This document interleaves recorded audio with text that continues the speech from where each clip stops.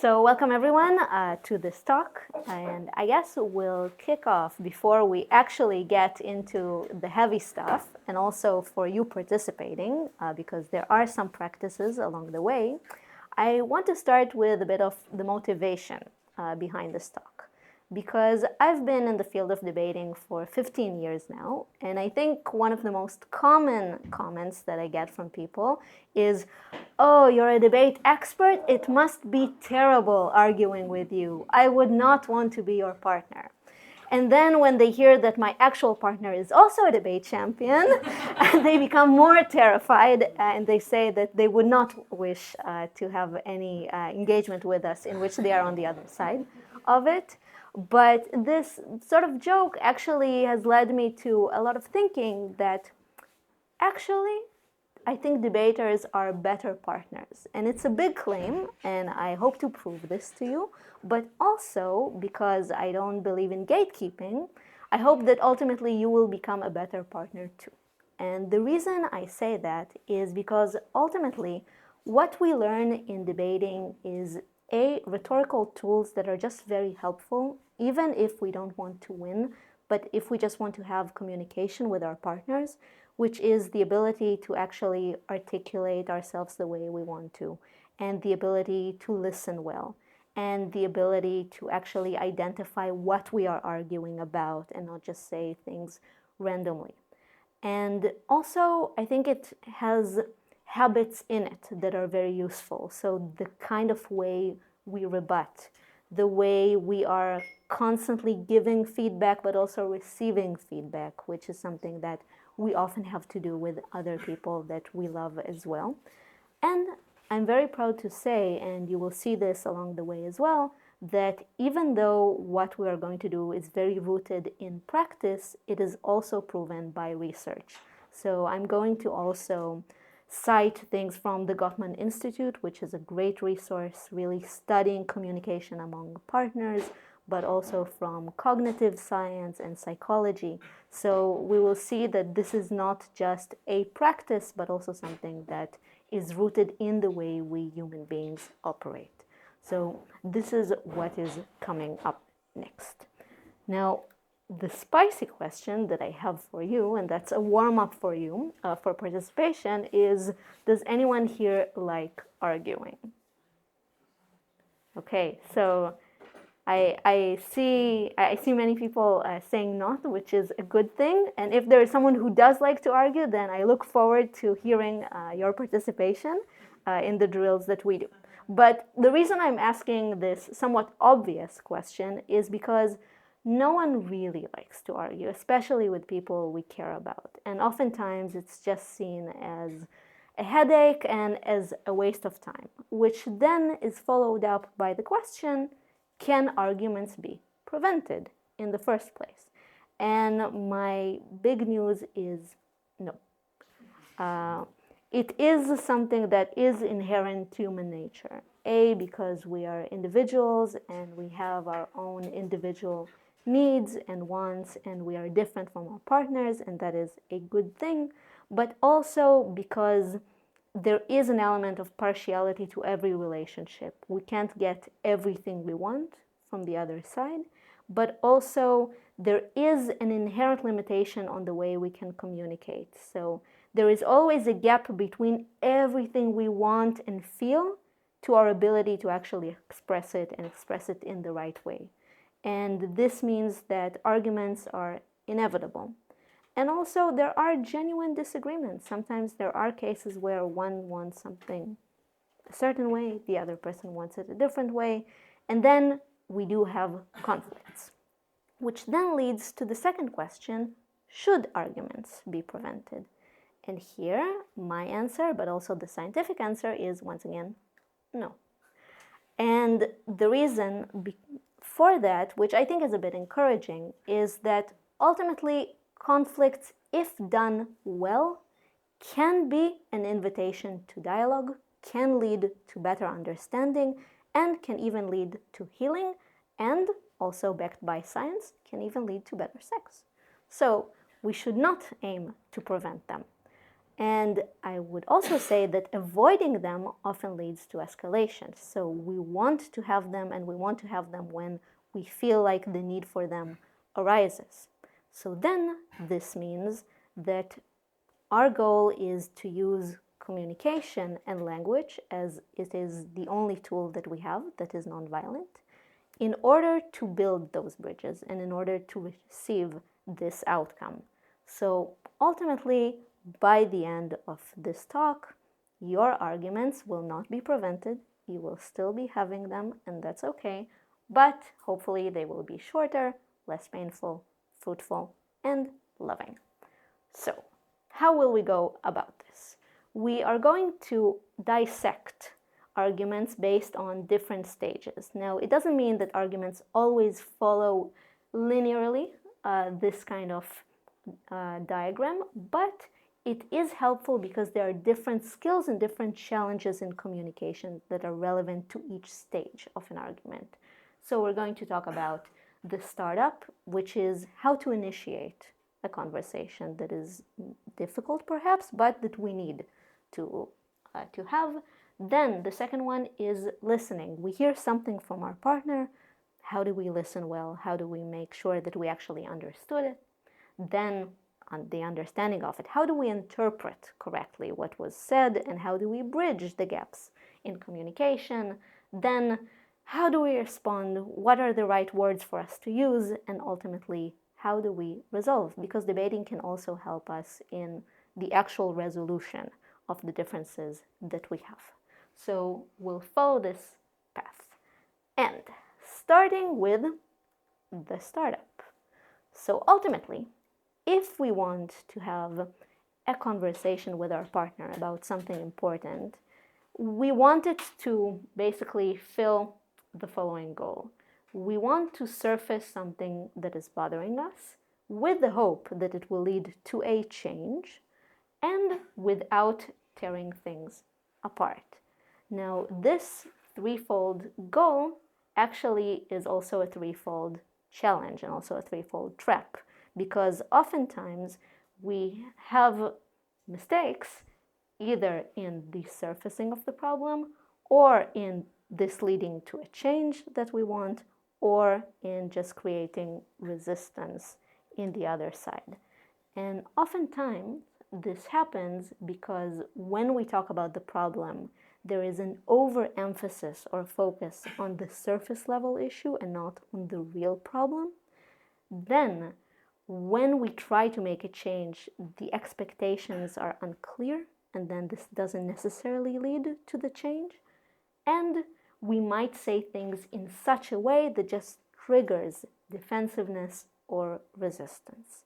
So now we're going to talk about tools to actually solve each of those problems. So on the first one, on actually expressing what we want, what I would recommend to you, and this is something that we debaters actually do. So it seems like debaters always just answer on the spot, but actually we are able to do so because we use frameworks. So we often divide things into questions that we want to answer, and also we write. We write quite a lot.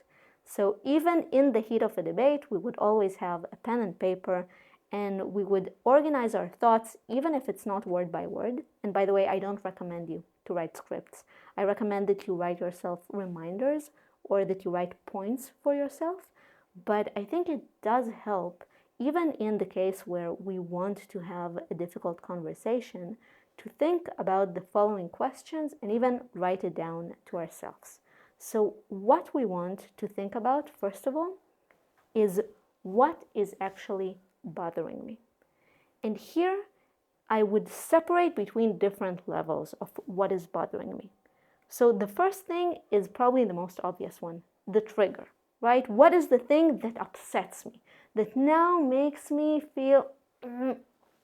So it could be the friend that doesn't respond to messages and I'm just mad about this. But oftentimes when we want to surface something, that is usually just the trigger. And then what it means is that we want to think, what is the bigger issue? So what is actually bothering me about this? just because not everyone necessarily responds to any trigger, right? So there is something that is deeper than that. So what bothers me with a friend not answering is not being able to make plans ahead of time, and I really like having the certainty of knowing what to do. And this is something that I feel is problematic. Or it might be that this really bothers me and it's a part of a bigger problem because I miss her and I just want to talk to her more. And it's annoying that she doesn't answer, but really the problem is that I would want to share more of the things happening in my life, and right now she's just not available to do that. So we want to think about that level as well.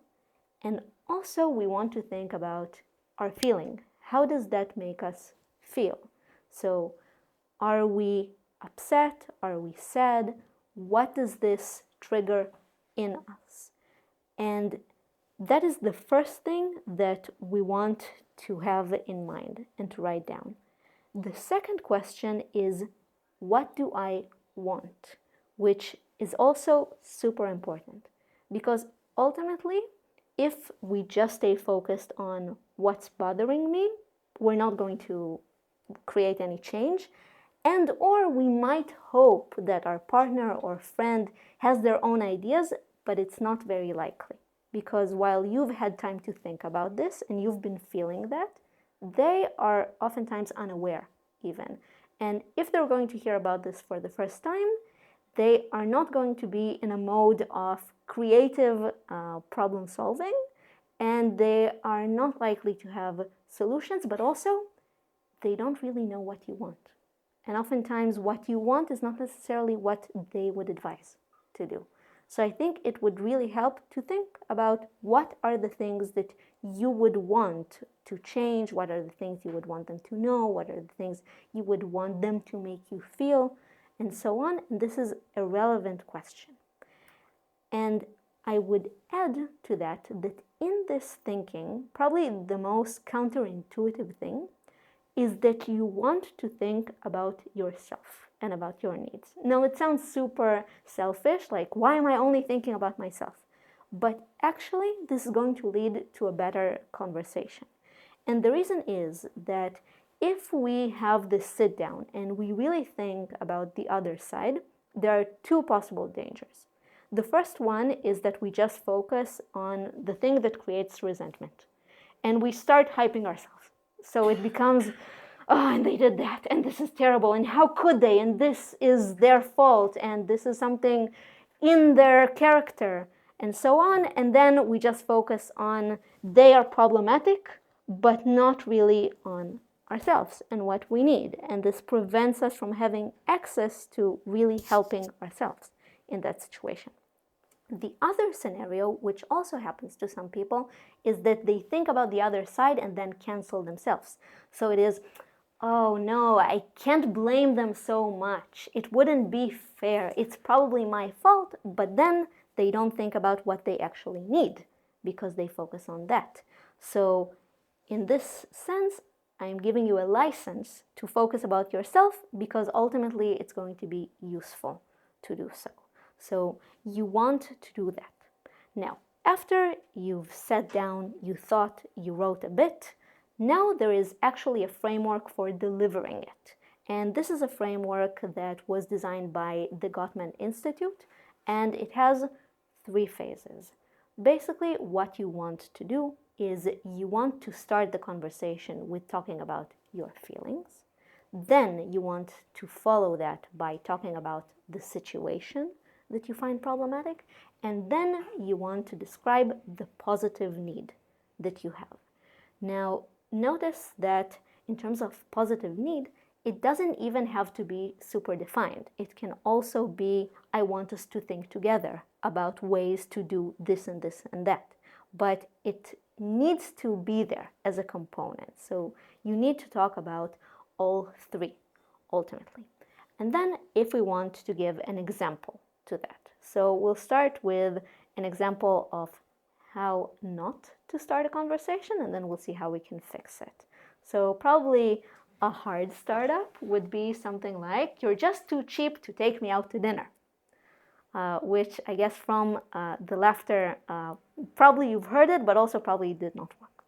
So what you want to do is you want to say something like the following. I'm feeling frustrated, which is the feeling, about having to cook dinner every night. That's the situation. And then, would you please take me out to dinner tonight? So that's the solution.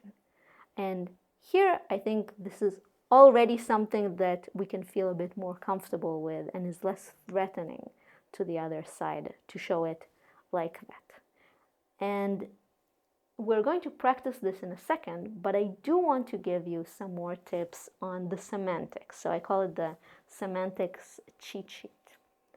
So you want to notice, first of all, and this advice, I think, saved some marriages of people that I knew, you don't want to use absolutes. So whenever phrasing what you have to say, don't use words like always, never, every time, and never do that, which is funny and ironic, but yeah, don't use absolutes. And the reason is that reality is usually not absolute, and the moment you say that you always do that, the automatic response is to find at least one case in which that did not happen, and that case is likely to exist, and then you are not having a discussion about the actual problem of this person not doing the dishes or not taking you out to dinner, but then on the dry facts and the number of times in which something happened, and that's not really something useful. So avoid absolutes. Then the second thing is you want to avoid personal attacks. So this is probably advice that you heard, that you want to talk about yourself and not to talk about the other person. But this is backed by research that whenever we say something that is about you, people feel like they are under attack. People feel like they are accused of something. And then this causes them to be defensive and to stop listening even to what we say. So when we talk about ourselves, at least we are giving the opportunity for the other person to engage with what we have to say. And it might not always work, but it's definitely way better. Then, of course, you don't want to judge, you don't want to accuse, you don't want to compare, because comparison, once again, leads to discussions about what is the norm, and then just people feel like they are either outside the norm or not outside the norm, or someone else is better than them. And once again, you want to talk about yourself. Everyone is different, and the fact that someone else might be doing something doesn't mean that you are satisfied with it, that they are satisfied with it, and so on. Then you prefer to describe the situation in as objective way as possible. And this oftentimes means, even though it's a bit artificial, to use verbs rather than adjectives. Because adjectives tend to be judgmental. They carry meaning in them. So if I want to say to my sister that she shouldn't date a guy, and I will just tell her, well, he's just really bad for you, he's just really toxic, she might get really defensive and say, oh, you're just jealous of me, you don't know him, he's such a sweet guy. But if I try to explain the situation using verbs, it is more likely that she will at least think about it. So instead of saying that he's toxic, we can say he calls you names in front of other people. And then it becomes a bit clearer that there is something wrong in the way he behaves, and she can make the judgment call whether she wants this kind of behavior in her life or not. But then it's not saying anything about him, it's not saying anything about her making the decision to be with him. It's just putting the spotlight on a behavior, on something that exists in reality, and then allows her to try and think about things. So then I think this often helps. And the last thing that I think really helps is, if possible, I would try to frame the problem as a problem that the two of you have against. So basically what you want is you want to show the problem as existing in the world, not necessarily having anyone to blame for it, and you want to show that you want to work together towards solving it. So this might mean that in the case of my friend, I understand that you are very busy with work. I don't blame you for not answering. It just really sucks. And I would want us to think together, how can we communicate and how can we set up our plans for our vacation? And then she knows that it's not her fault, and this is something that the both of us can work basically against her job, her situation that prevents her from being more communicative. So, having said that, practice. I brought here several startups that are not ideal, and I would like us to think together of what could be a way to frame them better using the framework that we have learned. So, the first example that we have is, you can't be away from home so long. You clearly prefer your friends over me. How can we try and fix that?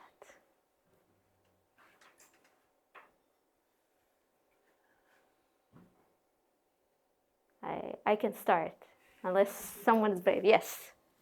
I would say I'm feeling sad that you haven't spent time with me and you spend more time with your friends. And I would like to have more dates or times together with you. Mm-hmm. Yes, I think this is a good start. I wouldn't necessarily say more time with friends, but yeah, definitely. I feel sad that I'm not seeing enough of you. And you might be seeing your friends a lot, which is great, but I would like us to spend more time with each other.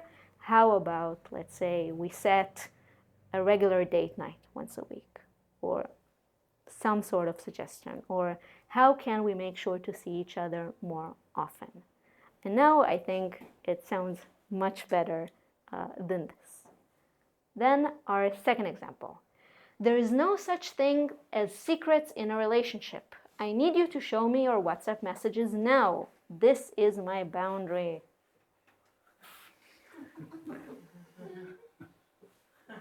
Yes, a lot of weaponization of psychological terms, but that's a thing.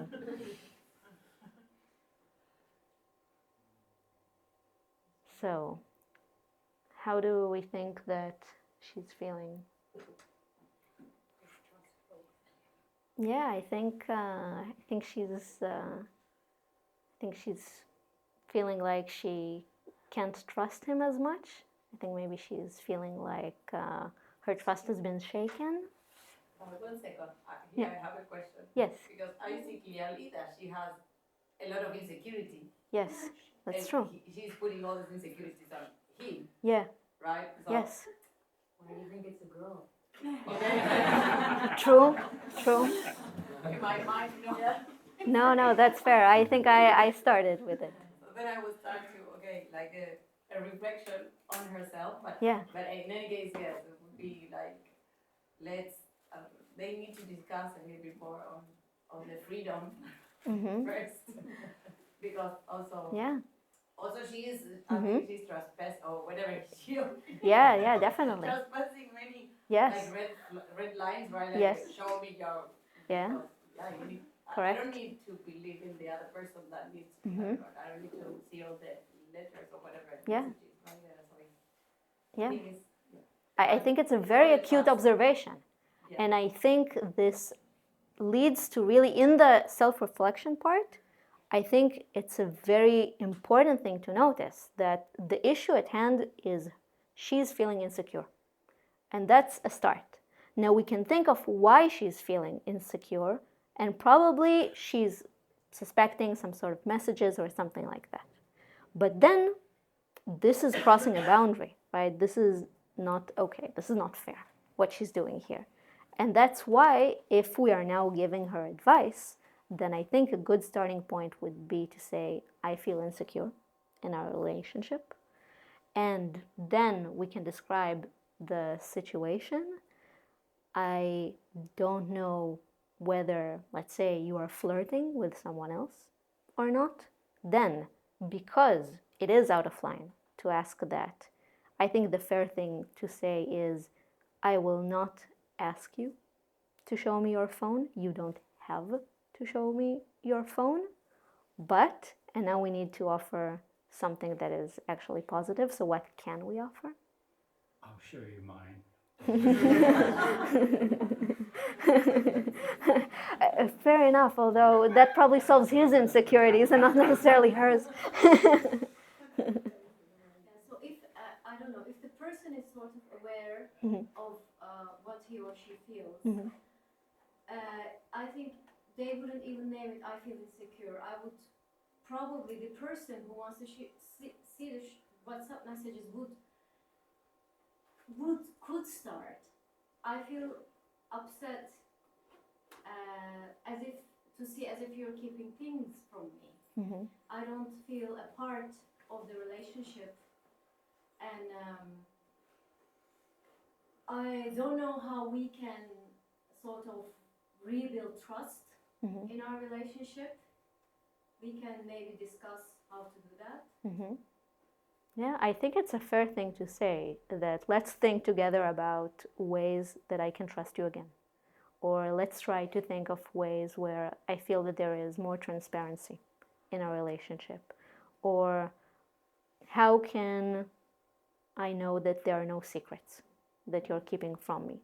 Which I think is fair in this case, because I'm not sure there is one thing that we can offer, but I definitely think that's much more of a positive ask than just say, show me your phone. Because ultimately, what you would need to happen is some sort of gesture or behavior that points to the fact that there are no secrets. And then that's the thing you want to ask. So yeah, so this is a hard one, but I think ultimately you did crack down on what lies at the bottom of this. And that's the more important thing to communicate than just focus on the superficial thing of show me your phone, which is not cool. Then, third example. I can't sleep well at night when you are spending the weekend at your family's. You're hurting my sense of security and triggering my anxieties. So, how can we phrase this better? I hate your family. Not ideal, although maybe true.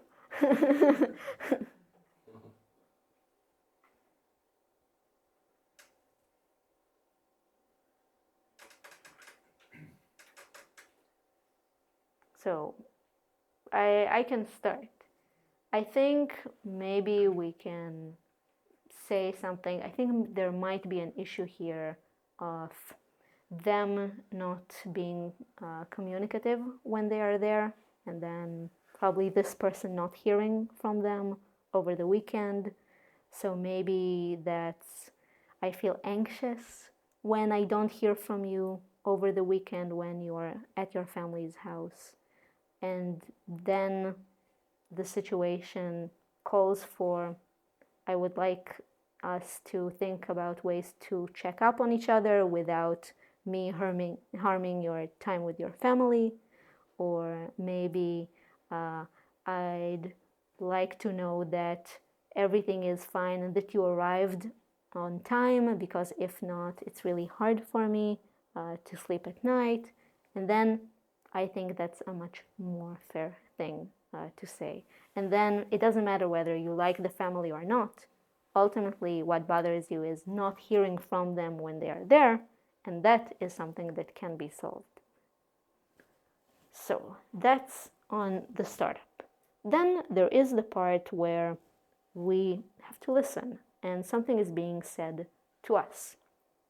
And the thing with listening is that there are two major hurdles to our ability to listen properly.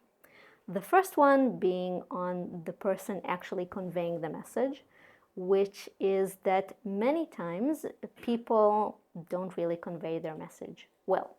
So sometimes they say what they mean, sometimes they say something else than what they mean, sometimes they say less than what they mean, and sometimes they say more than what they mean. And this is a problem. The second problem is that we ourselves, on the receiving end, have our own personal filters on what we hear. And that often means that we distort whatever message comes to us, and then we respond to something else from what we actually heard, and that creates a lot of tension because then we are not talking about the same things and it's very frustrating, but also we are going nowhere because we're not really talking about the same thing. And that means that when we want to work on our listening abilities, we want to do two things that might sound contradictory, but they are not. The first thing is that we want to receive the message as it is, so without subtracting, without adding to it. And the second one is that we want to understand what lies beneath the message, and in that order. So first we want to make sure that we got things the way they are, and then we can start digging into that. But the second is predicated on the first, right? Because ultimately, if we didn't hear things the way they are, also our interpretation is likely to be way off from what was actually meant. So then, how can we work on that? So we'll start with receiving the message accurately. And here, what we want to do is, the first advice is no distraction. Now, a part of it is benign, right? So we don't want to be on our phones, we don't want to be doing anything else. That's obvious. But the less obvious thing is that we don't want to focus on rebutting. And that is often an instinct that people have. Someone starts saying something to them, and automatically we start thinking about what is the answer? What can I say? And the problem is that even debaters don't do this for rebuttal. Because if we just have this instinct of trying to answer, usually it only answers parts of what were said. So usually it latches on a word and then answers that and doesn't necessarily answer the entire thing and the meaning behind it. But also when we start thinking about answers and rebuttal, we're missing the fact that the speech might be going on still. And then we're just not listening to whatever comes after we started thinking about our rebuttal. And that's why when we actually rebut something, what we usually do is we listen to the entire point, and only then do we write it down. So usually then we write the bottom line down, or we write the reasons behind it, and then we start thinking about the answers that we want to give. And this is something important to remember. And also, it's not a bad thing to buy yourself time. The faster the conversation is, it tends to be more heated. So then if we actually have the ability to even mechanically just slow things down, it's already a good thing, because then we're sitting, we're taking it in, our partner can say what they want, they feel more safe, but also then the response that we're going to give is going to be a better one, a more calmer one, because we don't feel rushed to just say whatever we have on our mind. So that is really something that is ultimately going to help us. And this does mean that what we do have to get accustomed to is sitting with discomfort. So this does mean that our partner is going to say things, and our automatic gut feeling is not going to be pleasant, probably.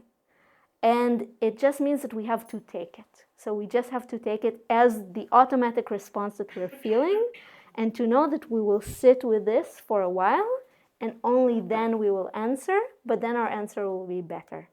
And it's also something that we can train. So ultimately, if you are subjected to this constantly, now I'm not saying that someone should speak to you in an unpleasant way, but oftentimes we do get that. So in debating, we get this with feedback, that we just take the fourth place and now we have to sit for 30 minutes and just listen to why we lost the debate.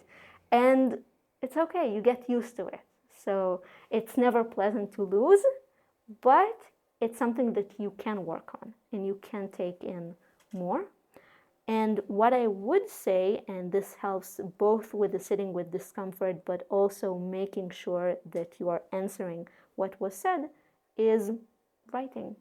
So once again, it sounds funny, but here I even heard that John Gottman himself, he says he has just little notebooks, and sometimes when he feels that the conversation is super serious, he says, you know what, I'll write it. And then he just writes, the major things that were said, and then he knows what he needs to answer. Now, this also solves another problem that causes us oftentimes to want to answer quickly, which is the problem of forgetting. So sometimes we want to rush in and say something because we're worried that we will forget what was said by the time that the next thing comes up. But then if we write it, surely we will not forget it. So then it solves that problem as well, and we will know that we can address this and this and this and everything that needs to be addressed. The fourth thing which helps with listening is that we want to reflect back what was said and to mirror that. And this basically means that after we are done listening to what was said, we want to sort of paraphrase it and just make sure that we got it. So this would mean something like, what I'm hearing is, and then you just say what you really understood. And this is without judgment. So this is without coming to a solution. This is without your interpretation of it. Just trying to reflect back what you heard the way you heard it. And this allows you, A, to make sure that you're on the same page, that you really understood what was said. But B, this also has already a good psychological effect on the other person, because they feel like they were listened to, because they can now hear what they said. So then you don't have the annoying part of the argument of, but you're not addressing what I said, or you didn't really get it, which now we can both actually make sure that you got it. But then it also allows us to make the other person feel better and already feel like, okay, I'm now also open to listen to what you have to say because you have listened to what I have. And a bonus is that oftentimes when people hear themselves or what they said back, they feel like it's more extreme than what they wanted, and that allows them to correct. So that allows them to say, oh no, I didn't mean it that way, actually. Well, yeah, not always, but. And then also it allows the other side to kind of backtrack from something that they said that might have been harsher than what they felt, because now, having listened to that, it sounded worse than what they actually wanted, and that it allows them to do so with a saving face. So that's a really, really good thing. And it requires patience. It's not the easiest thing to do, but it's really rewarding to do so. So I would highly recommend. Now then, after we understood what was said, then there is the question of what was really the intention behind it and what was beyond the words. And the first thing that I want to say is that there is a very common trap when it comes to interpreting, which is assuming. So whenever we encounter uncertainty or missing information, we tend to insert our own interpretation that is usually bad and is usually against us. So probably all of you encountered it. Someone is not picking up the phone. We think, oh my God, maybe something happened to them. Maybe they had an accident. We don't hear from the job interviewer, and we think, oh, maybe it went really terrible and maybe they're not hiring us. So oftentimes when there is a gap of information, our tendency, unfortunately, is to think that something bad happened, that the other person has bad intentions, or just to reaffirm whatever fears we have about ourselves. And that is not a useful thing. And I think, first of all, being aware of it is good, that usually when we interpret in a way that is not in our favor and oftentimes just wrong and not necessarily what the other side means. But then, because we don't want to assume, this means that we have to bridge the gap in another way, which is asking questions. So whenever we feel like there is something missing, or whenever we feel like there is this thought of, maybe they mean it because, ask.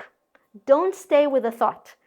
Resurface it as a question And then you will get an answer and you will know. And if the answer is bad, well, at least you know for sure. And it's not just something that you're assuming. But it does help. So it can be just a clarification of, did you mean this and this? Is that what you said? This can also be an implication. So do you then mean that you think I don't love you? Or just to ask what's the conclusion from what was said? Or what is the expected outcome? Are you saying this because you want me to stop? Are you saying this because you want something to change? Or do you just want my opinion on this? And then I think it will definitely lead to a better result than what would have happened if we were just to assume. So just ask a lot of questions. Especially at this point, it really, really helps. And because asking questions, why is this not working? Okay. And because asking questions is so important, we need to be aware of the fact that sometimes it's hard for the other person to open up and to feel safe. And there are certain conditions that need to happen. And of course, we don't want to sound aggressive in the way we ask, but it does help to know that sometimes we also need to create the right conditions for the other person to answer our questions and to be in the kind of mood that would share more. And this means patience. So as we said, time is gold. So just take the time waiting for the answer. And it's okay also to sit in it and let the other person talk, to calm down, to actually think about what they want to say. Then, once again, sounds mechanical, but it does work. So psychologists use this all the time. Even if it feels unnatural, just thanking for sharing. You hear something, you don't even like it, but the person said what they had on their mind, thank them for saying that.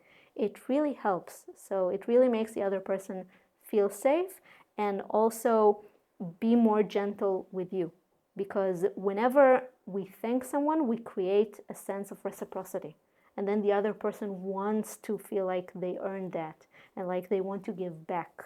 So that really, really helps. And also you want to validate. And the important thing about validation, which people oftentimes get wrong, is that they think that validating is agreeing to what the other person said and to say, you are right.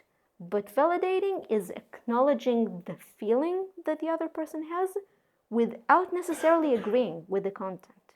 So this would mean saying things like, I understand this is important for you. I understand that you are upset. I understand how this can be a really sad thing to go through. And then you are not saying anything about the content, but you are acknowledging the feeling and you are showing the other person that what they feel matters. And here, there was even a Harvard study that showed that people were happier when they were validated but disagreed with, and not agreed with but not validated.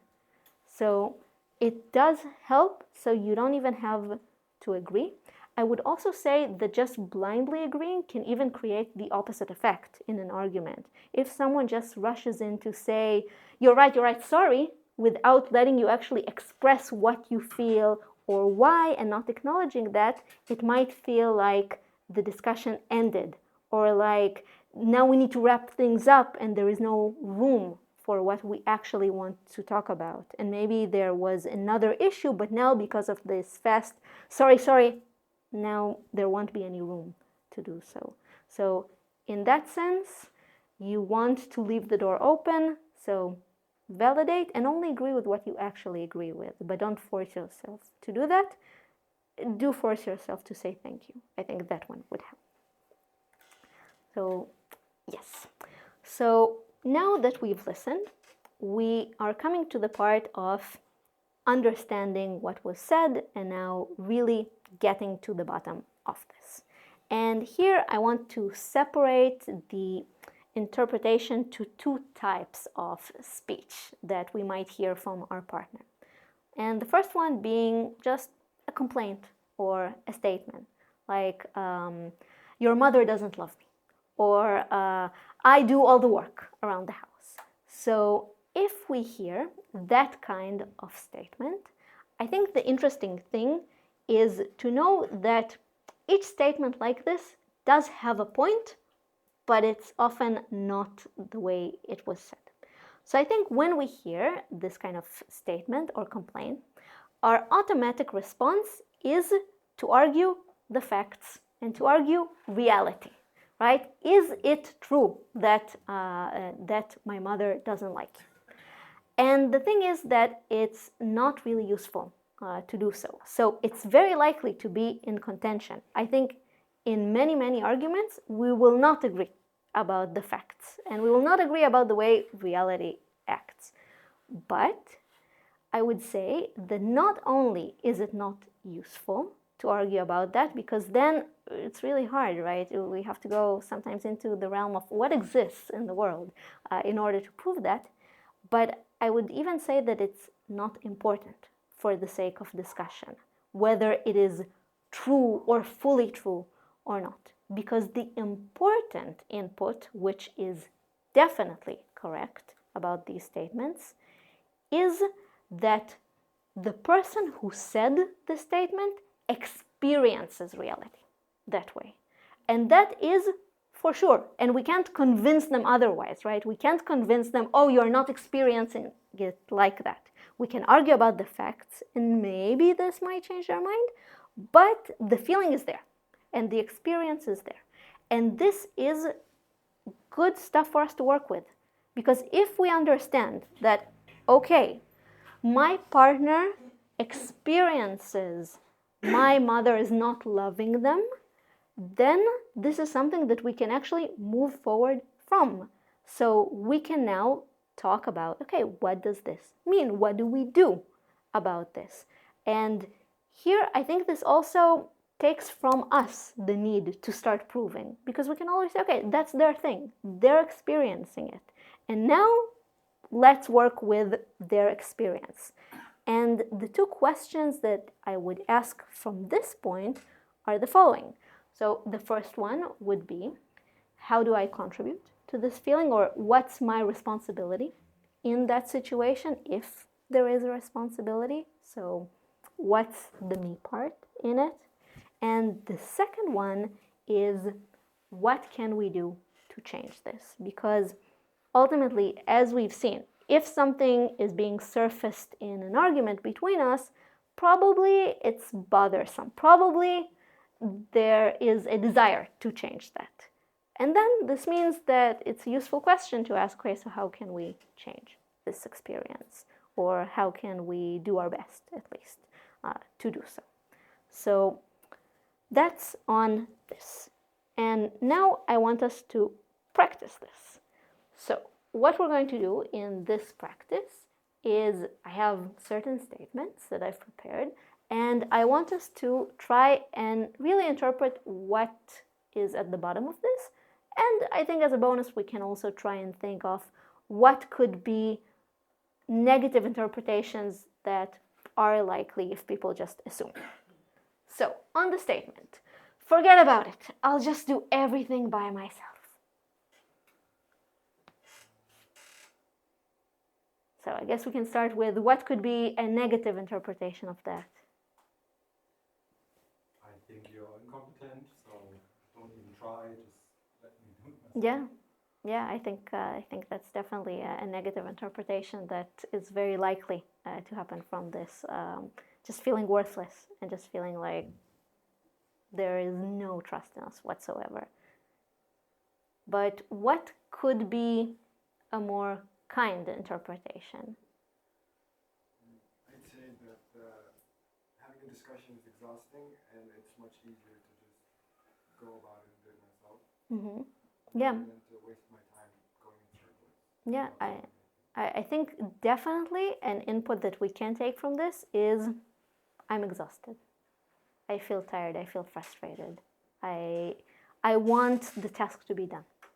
And I think that's a very fair interpretation. And I think we can also interpret that I would like to get this over with quickly. I would have wanted you to do that without an explanation. And then it doesn't say anything about that person's competence. It's just that's the need. I would have wanted this to go more smoothly. So I think that's a more fair thing. Then, second example, you are not initiating dates. You don't care about me? Yeah, I think a negative one is you don't care about me. And what could be the intention behind this? The person feels unloved or unwanted. Yeah, but then what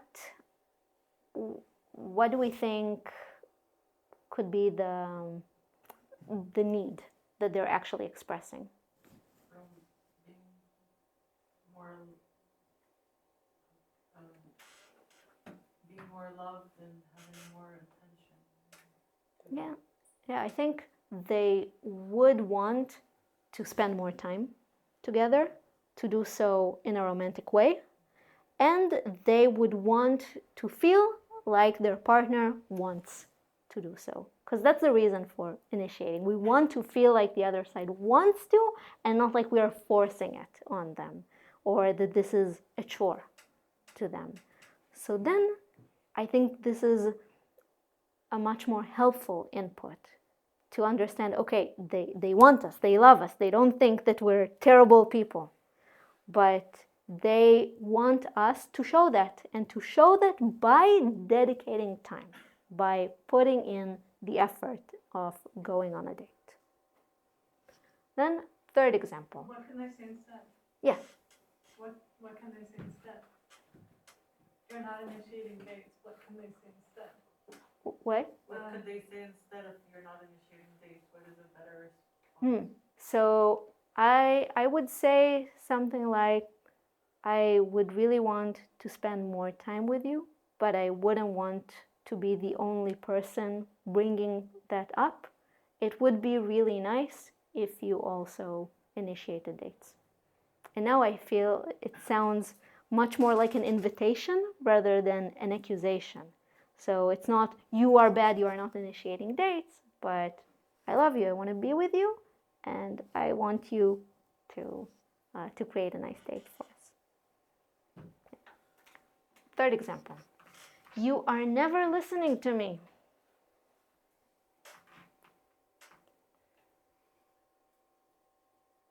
So I guess the negative one is, I'm a terrible partner. But then what could be the intention behind? You feel unheard. Yeah. I want to see more that you listen. I want this to be reflected in the way we interact. I want to feel like what I say matters to you. And this is, once again, useful input, because that we can fix if we want. Then, fourth example, why are you on the phone when we're talking?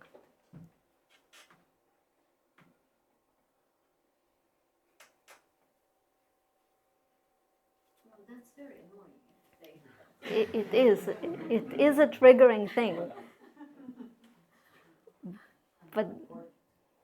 But then, what's the intention behind it? What's the phone evoking? They want to be heard. They're not important enough to be listening. Yeah, exactly. I think that the intention is, I feel like you don't care enough. And then the intention is, I want to feel like you are with me in the moment. I want to feel like I am more important than other things you have going on. And then this is what we can really take from this. So the phone is, in a way, a symbol of that, and then this is really the pain point. Then, the second type of thing that we might hear is when we have a disagreement about something. Usually when it's a binary, like do we adopt a dog, yes or no, then our partner might have a position on an issue. So I don't want to adopt a dog. I do want to adopt a dog.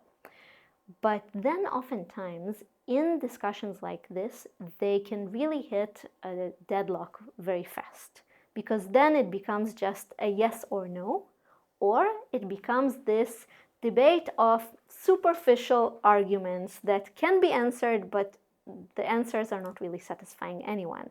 So, oh, but then if we have to go abroad, what will be with the dog? Oh, we can find someone to sit with the dog. Or a dog is really cute. Yes, but it doesn't matter that they're really cute. So all of these are things that can be said, but they are not actually leading us to decide whether we are going to get a dog or we are not going to get a dog. And there can be an answer to everything. And even though things can be solved on a logistical level of these superfluous arguments, we are not really going to make a decision, or we're not really going to agree on this. So then a good way to actually go beyond this gridlock is to take the discussion into a deeper level. And that is something that is called in science dreams within conflict. And what's the idea here? The idea is that you want to start asking each other questions in a non-judgmental way of trying to figure out on this issue what are the values that a person ascribes to this stance, what is the background history that has to do with the stance that they are taking on this, and what are the deep-seated childhood origins that have to do with that. And this means a long conversation, but ultimately, when we find that out, then we understand, first of all, that there are deep reasons to decisions like this. So even getting a dog, this can be rooted in the way we see our lives, the way we experienced our childhood. So it can be, for example, that I want to get a dog because growing up, I had a dog and this was my source of comfort and it gave me a lot of love and support through hard times. But it could be that my partner had very bad experiences with dogs and they were bitten by dogs and they didn't feel this kind of connection with the dog. Or it could be that I see a dog as a way of settling down and as a way for us to see how we operate together and whether we could have children in the future. Or it might be for my partner that a dog is contradictory to the kind of lifestyle that they want to have, which means that they are not tied up to a responsibility to the house and so on, and they want to be more free to do what they want.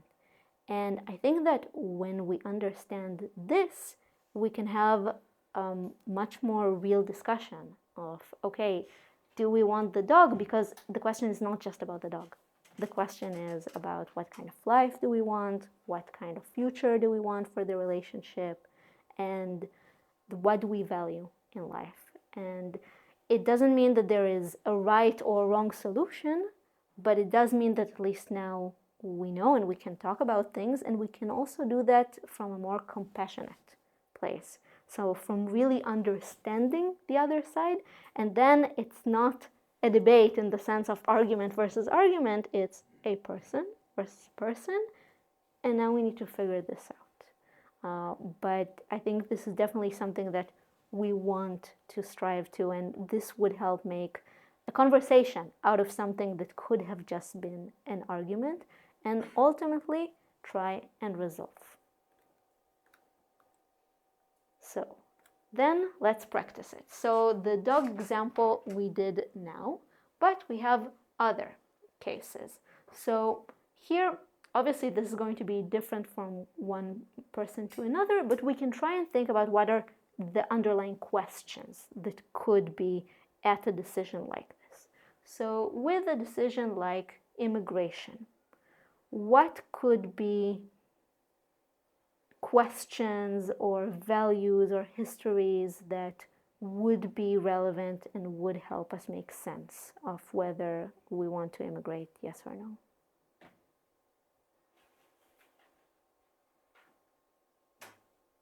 what is the motivation?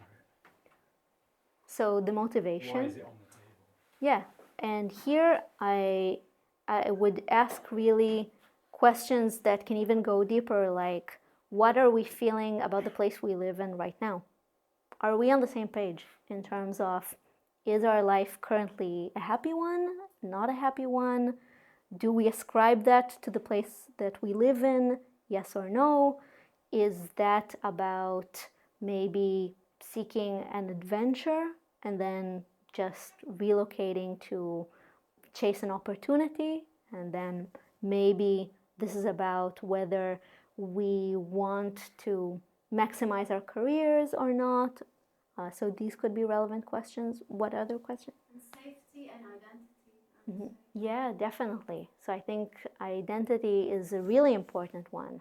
So what does it mean if we leave and we take on this new identity? Will we fit in? Yes or no? Do we feel like we belong to the place that we live in currently or not? Also, identity with regards to children, if we're thinking of them, would they be different from us if they grow up in another country or not? And this is a value question, like how much is it important for us for the children to grow up in a certain way, or maybe we want to give them a better life and this only exists in another country. And these are very deep questions. It's not just the can we get a visa anywhere, or how much will it cost, because ultimately these really rely on the deeper questions of what kind of life do we want to have, what kind of identity do we want, are we willing to make the sacrifices or not for the thing that we actually care about?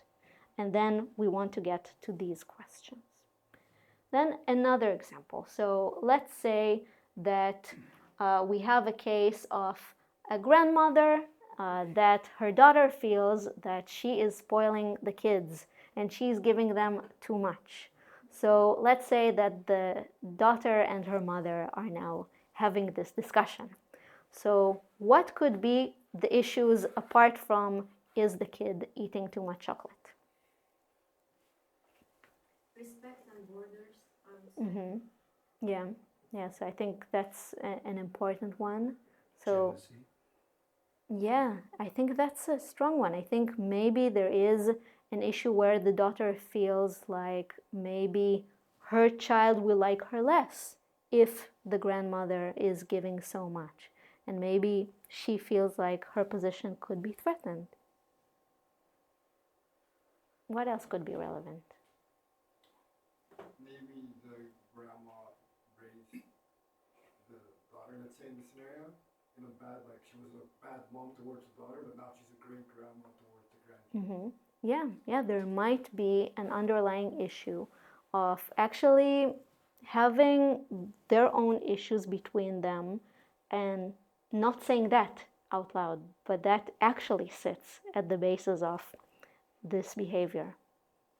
And what else?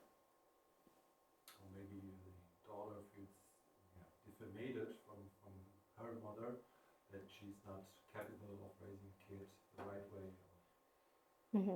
Yeah, so maybe there is a question of how to raise a child, or maybe she is questioning whether the grandmother is capable. I would say there can also be reasons of the grandmother. So let's say the grandmother didn't have much of a childhood herself and now she feels like she has to compensate for that. Or maybe the grandmother feels like she's not seeing the grandkids enough and then she wants to go above and beyond when she does. And that's because she feels like maybe the grandkids won't love her enough.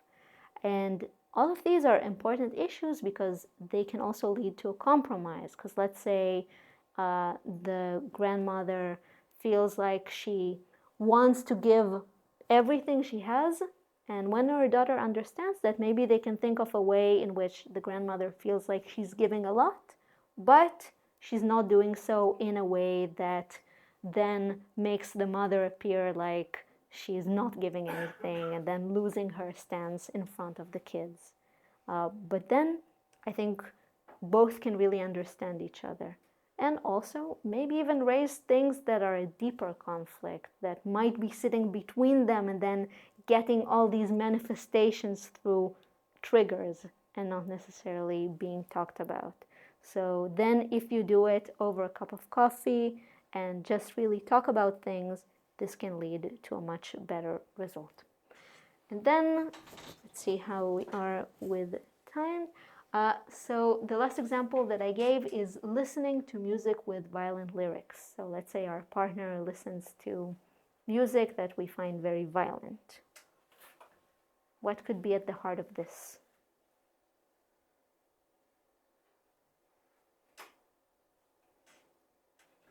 Actually, this was given to me as an example after the last lecture. So it was a kind of, yes, I have this argument with my boyfriend thing. So it's a real thing. And I think if we think about it, there could be an issue of values and really thinking, okay, does it mean anything? So is listening to this mean that this is something you feel? Or maybe it's like, no, I don't really listen to it, I don't really care. But this could be a deeper question. So it's not that the music is bad per se, but the real question is, do you feel that it's okay? Don't you find this degrading, let's say? And then this is what lies at the heart of it, the need to understand, are we aligned on seeing the world this way? Or maybe we feel like, maybe if people knew that you were doing that, and then it's a matter of appearances, and then, okay, we need to talk about it. Does it matter that someone else thinks that way? But this could be at the root of that. Or maybe there is actually an issue of boundaries. Like, does it matter? Like, is it something that belongs to me as an individual, or is it something that we should talk about? And maybe there is a deeper issue of that, of us being judgmental of something that is seen as private. And then this could be an opportunity to talk about that. So then we come to the issue of response. And I intentionally wrote on topic response because we have already covered several types of responses. So we've already talked about asking questions, and we've already talked about mirroring and reflecting and validating. And these are all types of responses, but they are more in the emotional realm and more in the figuring things out. But oftentimes we do have a conflict that does need resolution, and then we do need to respond actually to the point and to the thing that we're disagreeing about. And then in this more advanced type of response, I think there are two major frameworks that we need to ask ourselves and that we can think about the debate and would help us actually having a proper response. So the first one is we want to assess what we debaters call the motion. So the motion is usually the topic that we are discussing. And one of the most important things in a debate is to make sure that we are talking on the topic and not on something within the realm of. So if we're talking about a specific policy, we're not talking about everything. Let's say we're talking about a policy of climate change. We're not talking about whether climate change exists. We are talking about a very specific policy and whether it works and what it does in the world. And oftentimes in discussions, we don't have emotion. We don't have the ability to say, oh, okay, we are gathered here to talk about this and this, for and against. And the discussion kind of evolves organically, but oftentimes it would really help to take a step back and to ask, well, okay, what is the goal of this conversation? Like, what are we trying to get, or what is the other person trying to get by raising this? And then if we understand the goal, we can also adapt our response when it comes to that. And there could be different goals. So there could be a case where someone just said something to vent. So they wanted to say something just to air out their complaints and to hear from their loved ones that, yes, you're right, it's so annoying. So it could be the case where I just say, I hate my boss, and they're like, yeah, he sucks. And that's it. Like, no need for anything else. It's just, I have emotions, I want to share them with someone, and I want them to be accepted. And that's okay. And maybe the conversation just ends there after we just shared everything. There could be another case where I want advice and I want help. And this could be, what should I do about my boss? And I think oftentimes there is conflation between them. So oftentimes in partnerships, there is the partner that always wants to help, and sometimes the help is not needed. And there is the one that always wants to listen, but sometimes you need to say something that would actually help, because if not, the other person feels lost and feels like, okay, yes, you identify, but what the hell am I doing? And then in that case, you might actually want to try and figure it out and give advice and try to find a solution to someone's problem. There could be a case where we are just talking about our opinions and whether we agree or not. So maybe I think you're giving my boss too much credit, and then we're having a discussion of, okay, am I wrong to see my boss that way? Am I right? Like, what's your opinion on this? Am I exaggerating when I'm talking about my boss? And then it's a different thing from, I need help doing this and this. And there could be a case where we are talking about a certain action between ourselves and we want to change something. So please back me up more in front of my boss. And then this is me asking something. It's not me asking, is my boss right? It's not me complaining about my boss. This is now a conversation, and the motion is, do you back me up more, yes or no? And this is what we're talking about. And we want to have this in mind, first of all, that there could be different goals to conversations, and we want to know what they are. And if you are unsure, ask, because oftentimes this will not be provided to you, and oftentimes it can be confusing, because it's not as if someone always wants to vent and never wants advice. Sometimes they want this, sometimes they want that, and we don't always know, but then we just ask, and then we know. So that's the first level. We want to understand what the motion. Let's say we understood the motion, so we're on the same page. We know what we're going for.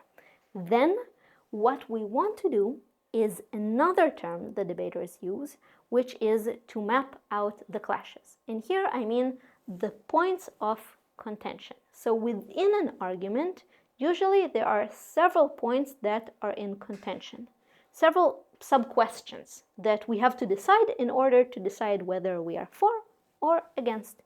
And what we want to understand is, what are those different questions, so we could answer each separately, because oftentimes they are unrelated. So let's say that we're Jewish and we have a son and we're thinking whether we want to get circumcision. There could be different questions on that. So one question could be, okay, what could be the impact that this has on our child? So is this something that we want to do physically? So that's one question. Is it safe? The other question is, do we want to brand this identity on the child? Yes or no? Or do we want to give them the choice when they grow up? Third question is, what are our religious values? Do we care about the religion? Yes or no? These are three very separate questions. They're not related. So what we think about religion is a very different question from, is it safe? And what we want to make sure is that when we talk about the different questions, we don't conflate them. So we have the ability to say, okay, now we're talking about safety. These are all the things that have to do with safety, and we can decide on that. Now we're talking about our degree of religiousness, and now we're talking about the questions of the identity of the child. And the moment we understand, okay, so what we're actually saying is this and this and this, then we can have a much clearer discussion. And we also can really try and figure, okay, what's more important to us? How do we solve this? And so on.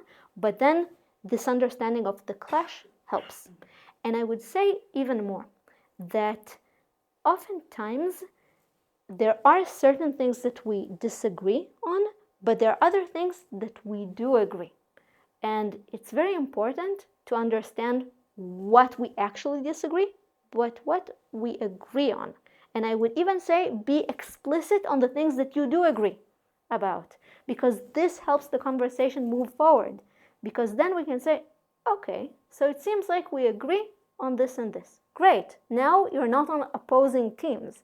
It does seem like you can reach a common ground, but then you focus the discussion on the things that actually require resolving. And on this, I actually have a wonderful story of a former student of mine. So she was already in her 40s, and she said to me, you know, Monica, before I learned debating, I thought that whenever I'm arguing with my husband, I shouldn't lose any ground. I would say no on everything, no matter what, no. And then she said, and then I realized that actually I only need to argue with him on the things that I don't agree. And she told me this story. So their daughter lost her brand new iPhone. And they started an argument, and she said, during the argument, I suddenly realized that both of us agree that we need to punish her. Both of us agree that we need the punishment to deter her from losing her phone again. But what they didn't agree on is whether they should buy her a new smartphone or not.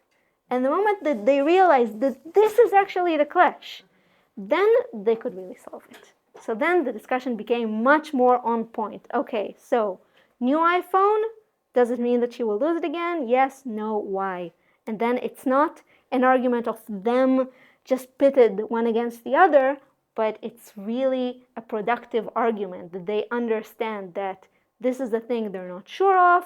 She thinks that maybe it's enough of a deterrent if they just ground her. He doesn't think so. Okay, they can work with that.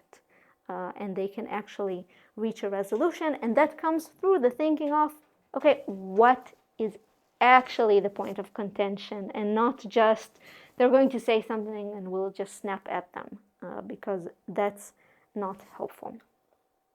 And also, it is important to think about then what's the level of abstraction of the clash. So sometimes the clash is very practical, like, okay, is this likely to deter, yes or not? Sometimes the clash is more on, okay, how do we see child rearing? And that's a more abstract one, but still a clash. And then we just want to be mindful of that. So the clash doesn't have to be super practical. It can also be something that has to do with our beliefs, but that's okay. We just need to understand what is the question, what is the point of contention, and then we can have a much clearer discussion. So, having understood that, another practice. And this is a more complicated one, because here I brought some very vague conflicts, and I would like us to try and think of what could be the motion, like what could be a reason to surface this, like what could have instigated this discussion. Then we want to think of what are possible clashes, and ideally maybe we can think of solutions. So first scenario, let's say that we agreed on moving in together, but our partner is not doing anything about it. So they're not advancing towards moving in. So what could be the motion? Like, why is this surfacing?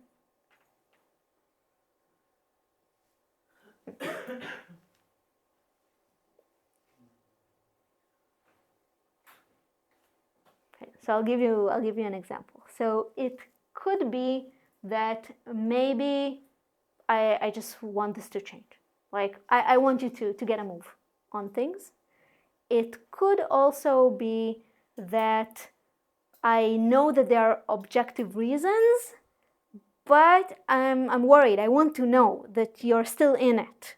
So it's not necessarily me raising this to actually cause a change tomorrow, but I feel worried. You know, or maybe if the person who doesn't keep moving with the moving together doesn't take the relationship as serious as the other person. Yes, There's some difference in seriousness. Yeah, so I think that's definitely one. So that's definitely a reason why this was brought in, and then maybe the goal is just to get an affirmation of, okay, we're still on board, you still like me, this is happening. So then this might be the reason. Then what could be the clashes? So what could we actually be arguing on? And here I think this was already hidden in what you said. I think the first clash could be, do you still want to? Right? Like, is there a will? Like, the second one could be, well, what is preventing you from doing that? And then, is there something to be done about this? Like, can we change that, or is it just going to be that way? And also within that, maybe the person is not making a move because they are scared of the logistics, and then we need to solve that. Maybe they're not changing anything because they really don't want to look for another job. And then we need to talk about that. And we need to talk about whether the job makes a difference. But these are all different questions, and then we might want to resolve them in order to try and understand how we can fix that. Then I'll do another example, and then we'll move on just because we're short on time. But let's say that we are having a discussion on not inviting certain family members to the wedding. So what could be the reason that this is brought up? Family members are upset. Yeah, it could be that we've already decided on this, but now the circumstances have changed and the family members are upset.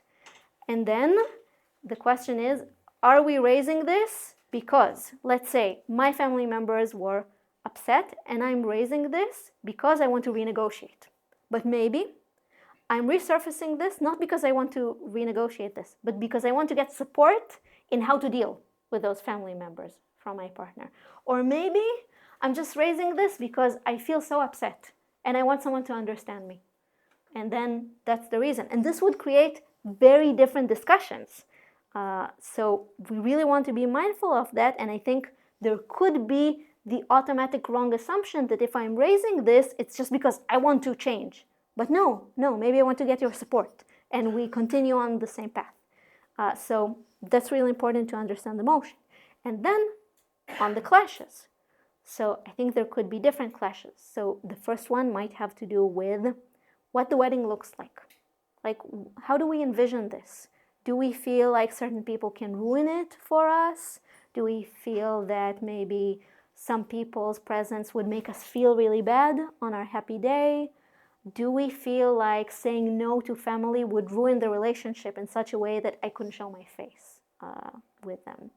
And we want to then understand, okay, so the clashes are maybe me and my family versus the wedding. Maybe it's how you feel in the wedding versus how I... And then we can really try and get to it, but these are questions within the debate then. Then, it's very easy for me to say that things can be responded to in a rational way. But the thing is that there are challenges to responding, and we can't always respond in a rational way. And there are different situations in which the automatic thing we do is not necessarily to respond, or we need to do something else before. So here I categorized it to 3 situations. So the first one is just the heat of the moment, and that's a situation where we feel like we want to respond, but it's not going to be rational. It's just going to be something maybe nasty. And this actually happens oftentimes for just a cognitive reason. It's an issue of timing, that ultimately our lizard brain or system 1 think in milliseconds and our rational brain thinks in seconds. So then what we would want to do is not necessarily what, if we rationally think about it, we would have done.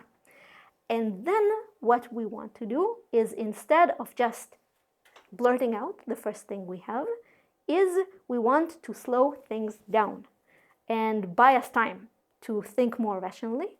And then we can use the kindergarten advice of count to 10, which sounds funny, but it does buy us time. And it does allow us ultimately to respond in a much better way that we would have wanted. So that can really help. And the second one is to label our emotion, because oftentimes when we label our emotion, just psychologically, we are more in control of that. So if we have a name for it, it already helps, and it's just a good exercise for us to do and for us to practice. Just saying, okay, I feel upset, I feel mad, I feel sad, I feel disappointed. And then we can also use that when we speak explicitly. So that does two things in one. But there are situations in which we don't have the emotional vocabulary, and we're just so stressed that we can't sit and think about it, and we can't do it. And then there are other ways. So we can still regulate even if we don't have the words for it. So the first tool is something that Brené Brown, you know her from the TED Talks, and from her research on vulnerability, does with her husband, which is very nice. They have something that they call the percentage system. And that means that if they're very stressed at the end of the day, they use the language of how much percentage do they have in their gas tank. So I'm at 20%, I'm at 80%. And what they're trying to do is they're trying to reach a combination of 100 between them. And if they feel like they are not there, they just find something else to do, which is just fun, or just avoids the situation, or just allows them to de-stress. So let's say they are both at 50, okay, so we're getting pizza tonight and we're not cooking. But this allows them, without really naming a feeling or without going into what happened in their day, because maybe they're so overwhelmed that they just can't get into it. But they say, okay, I'm at 30%, and then the other person understands, okay, this is not the time for serious conversations, decisions, things like that. Let's work with that, let's compensate on that. And the second thing that I heard from a children's psychologist, but she also recommends that just to grown-ups as well. If you feel like words are not at your service anymore, but you feel really stressed, you can ask your partner to do one of the following things to deregulate, which is hugs or muscles, like just doing something physical, just shaking up, or jumping, or breaths. And then you decide on that, you know, okay, I'm stressed, you're doing that, you're doing it with the other side to make them feel like they're not alone in this, and then you can start talking afterwards. And this does help because our body does matter. And the last thing, flooding. So let's say you start feeling like you're having a physical fight or flight or freeze response, and it does happen. It happens sometimes in arguments, and I think the first thing to do is to be aware of that. So if we feel, you know, a chunk in our throat, or if we feel like it's suddenly getting hot, or we feel like our mouth is dry, or we feel like we're just sitting there, clenched. So this is a situation in which all research says, don't have the conversation. This will not end well. This is not a point where physically anyone is capable of having a rational discussion or solve problems. And what you do want to do is you want to call for a break, and you want to define a time to have the conversation again, because that allows the other side to know for certain that you are not avoiding, you're not running away from the conversation. And also it holds everyone accountable to having the conversation. So you say, okay, we'll get back to this in an hour, we'll get back to this tomorrow morning, and you set a time, and then you just go and you do something to allows you to calm down, and you don't think about the fight. Because if at this time you think about the fight, it just becomes a retelling of things, and it just becomes, oh, I not say that. And not helpful. Not helpful for the way you feel, and not helpful for the fight itself. So you just do whatever helps you calm down, and then you go back.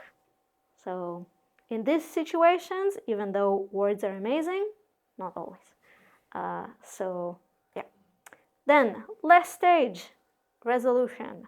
So we want to make a clash-based decision. So we now know the clashes. We know what are the questions. We want to either resolve a clash or just weigh between them. Sometimes there is no right or wrong, but there is, okay, what do we prioritize more? Why do we prioritize that? And just trying to base on that. And then just remember that it's not a right or wrong. It's not, this is the right way to go, I am correct. This is us making a decision based on the questions that we understood, which also means that a good result is a temporary compromise. Now here the Gottman Institute found, and it's a bit of a funny statistic, but they found that 69% of core arguments will repeat one way or the other. And it's good to know, because it means that probably it's not like you're getting something wrong if it repeats, it's just the way it is. But it does mean that what we want is we want to have an ad hoc solution, and we want to make sure that the next time around we'll have a better conversation around this, and we'll already know each other enough, we'll know what we feel, we know what we think, we know how to handle the situation, and we can just resolve it again when and if it arises. And then we want to make sure that we still like each other at the end of the day. So here research found that a good ratio of positive to negative things that are said in an argument are 5-to-1. So it's a bit ambitious, but I guess it's something to strive for. So I guess just try to make sure that you say more positive things. And once again, they don't have to be agreement. They just have to be something that is nice towards the other side, that acknowledges them, that shows we agree on this, I understand you, I listened, and so on. So it's okay to say negative things. We can't always agree, but I guess try to balance them. You want to make sure that the compromise doesn't feel like a loss, so that it does feel like, okay, this is a compromise, and that this is appreciated, and that this is not on the expense of the other side. And this means that we've heard them and we thank them if they made a compromise. And we want, of course, to feel like we are honoring the beliefs and validating them. So that's how, even though a compromise, still we can like each other. So then, what have we talked about? First of all, it's better to say things than to hold it in. So conflicts are unavoidable, but also shouldn't be avoided. And if you have something, even initiate. So think of the right way to say it and say it. It will help you ultimately. Be explicit and ask questions. It's a good thing. It will make sure that you advance the discussion. Make the separation between facts, feelings, interpretations, and requests, and don't overvalue facts over feelings. So it's a separate thing. There are the facts, there are feelings, there are the interpretations, and there are actually the plans and what we want to be done. Accept discomfort. It's going to be better. It's not necessarily going to be fun, but ultimately you'll probably be happier as a result of that. And just try to reduce the hurt as it happens. And I guess if I have to sum it up, then I would say fight right and don't be right. So with that being said, I would like to thank you very, very much and wish you the best of luck.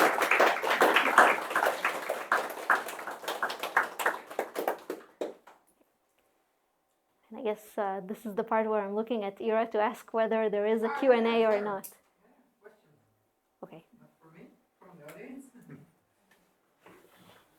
Yes. Yeah, thank you so much for the talk. It was really, really great. there's so much good content in here and so much to take away. If there was one thing that you'd like all of us to take away from this talk, how would you sum that up? What would that be? So I think ask more and assume less, because then ultimately, even if you've made mistakes in how you presented things, even if you did certain things that you are regretting, at least it allows you to backtrack from it. Thank you. We have to go now, but I don't want to rude, but I want to say it was really nice, Thank amazing, and I really took a lot from it. So thank you. I'm very, very happy to hear. Really nice. We got to go to the studio to catch a train, but thank you. Thank you. Thank you. And I will try to contact.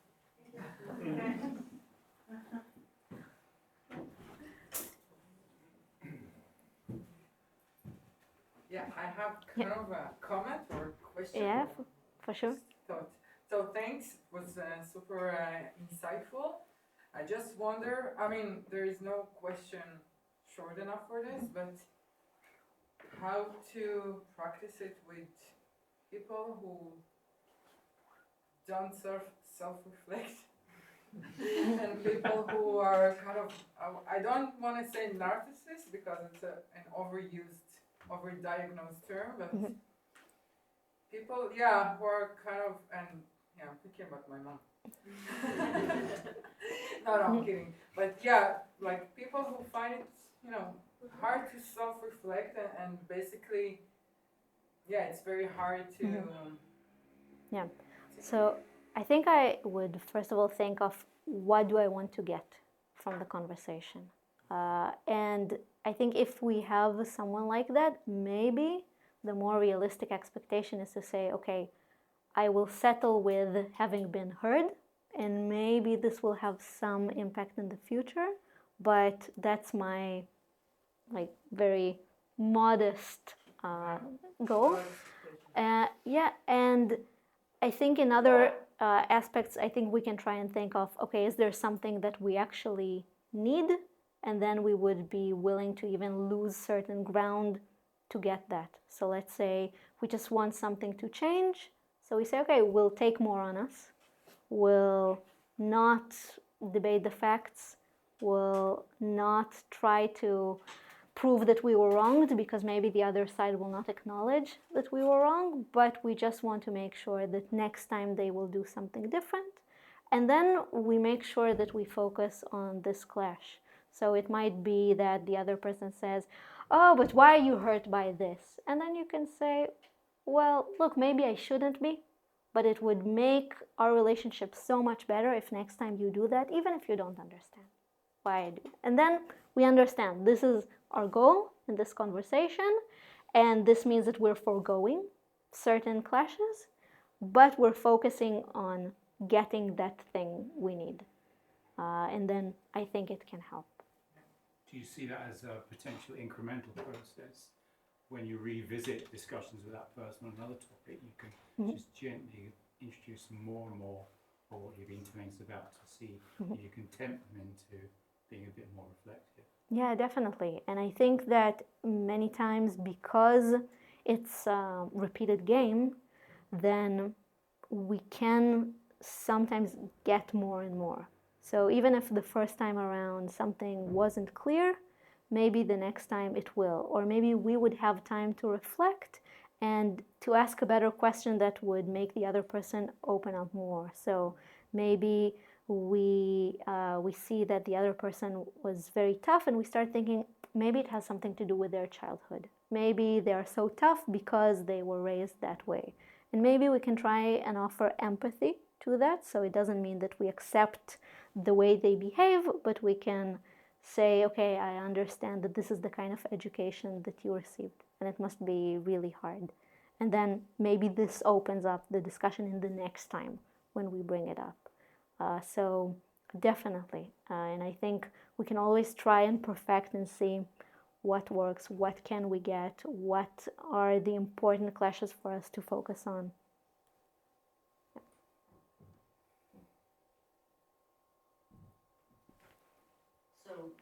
do professional debaters actually have fights? Yes. In their relationship? Yes, yes. We do have fights. We are mere mortals, but I do think that the fights are at least somewhat better. So I think we do have the ability to say, wait, this has now gone to another topic. I didn't want that, or just to say, well, look, I'm feeling really hurt, and I can't discuss this at the moment. So I think it definitely helps, and also just being more clear about the way you see things. So it's avoiding certain traps. It's not misrepresenting reality, and also just being very explicit. So with things like, I feel that. I am not sure whether it's true, but that's what I got from you. Or, look, I know that you can't fix it. I'm not asking you to, but I still want us to go over this. And then it's creating these explicit bits of really steering the conversation to the place that it should. So we don't do everything well, but at least it feels a bit better. My question is that there are all these steps, and a lot of times in arguments, things are just much more sped up. So I cannot just like, hold on, let me get my paper, my pen, take notes. It doesn't seem that realistic in a conversation that's like, of course I'm listening, but there's a back and forth. I don't have the time to reflect, to go deeper into the, okay, what does it actually mean? Because obviously there's an elevated modus, so to say. So I wonder, like, how realistic is this in a life situation to go through these steps and give the time that's needed to be so thoughtful? Yeah. So first of all, I think the awareness can create more time. So even if you know that, okay, well, we're just rushing into things, but I need time to reflect, I think you can say, wait a minute, I'm not sure I got it. Or, you can even just introduce the concept of writing and see how it goes. But I think you can have a greater degree of control over timing. And you don't necessarily have to follow the timing that is very rushed. And you can really take it upon yourself to say, I feel like if I will respond now, it will be in the heat of the moment. It's not the response I want to give. Give me a second. And that's a legitimate thing to ask. But also, I think if you feel like you are now swamped with information, you can also say, look, I think there are several things to what you said, and I want to make sure that I got all of it. The first one is on this, but what is the second one? And then just really try and break it down. So I think that's definitely something that you can do. And also, I think that even by initiating the conversation better, it can already help avoid some of the mess that might happen. So it's not perfect, and oftentimes you will have to skip between the different phases. So maybe you've started the conversation and you've listened, but then it hit you, oh my God, what was the reason? Like, am I supposed to give advice, or am I just rambling about things that they could do? And then you can just say, well, you know what? I didn't really ask. Do you want my advice? And then you go back to that. Or maybe you feel like you started responding, but the other side saying, you didn't listen. That's not what I said. Okay, you go back to the listening. Or maybe you just ended it poorly and you say, okay, we'll discuss this tomorrow, but by the time tomorrow happens, you have time to sit down and write what is actually bothering you, or what is the thing you actually want to change. And then you can say, I had to think about that, and I realized that actually I want this and this to happen. I don't want the other thing that I said. So you're correct in the fact that it's not linear, and often it's messy, but you can declutter the mess. and you can use this as the conversation follows.